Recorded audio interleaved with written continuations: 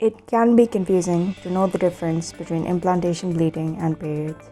In this video, we will break down the key differences between implantation and periods to help you identify and differentiate between the two. We will look at what is implantation bleeding and why does it occur, when does implantation bleeding occur, how does it look in terms of color, also key differences between implantation bleeding and periods, and lastly, how soon after experiencing spotting can you test for pregnancy. Implantation bleeding is experienced by 1/3 of women. Around 33% of women may experience it. When the egg meets the sperm to achieve fertilization, it forms an embryo. Implantation bleeding is when the embryo attaches on the uterine wall and causes disruption of small blood vessels, in response to which spotting or mild bleeding can be noticed, which is called implantation spotting or implantation bleeding. When does implantation bleeding occur? Implantation bleeding occurs about day 6 to day 12 post-ovulation, which is when the process of embryo implantation begins.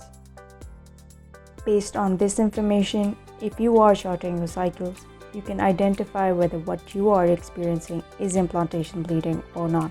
If you notice bleeding very close to the date of your expected periods, it is likely it may not be implantation bleeding, and it's better to just wait to see if it progresses into full periods or not. Implantation bleeding or spotting is usually light pinkish or dark brownish red in terms of color, whereas period blood tends to be bright red or vibrant in color. So what are the key differences between implantation bleeding and periods? The color.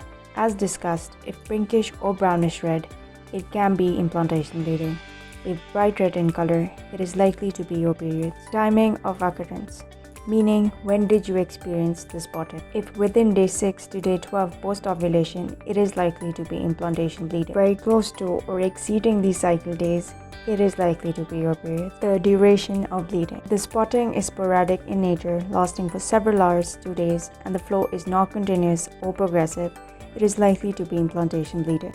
However, if the spotting is continuous and the flow of spotting is heavy, it is most probably periods. Cramping is another symptom that can be experienced around implantation by some women. If the cramps are very intense, it is likely due to periods, as during implantation, the cramps experienced are mild in nature. So how soon can you test for pregnancy? Around 3 to 5 days after experiencing implantation bleeding or spotting, you can opt for a urine pregnancy test to know if what you experienced was in fact implantation bleeding.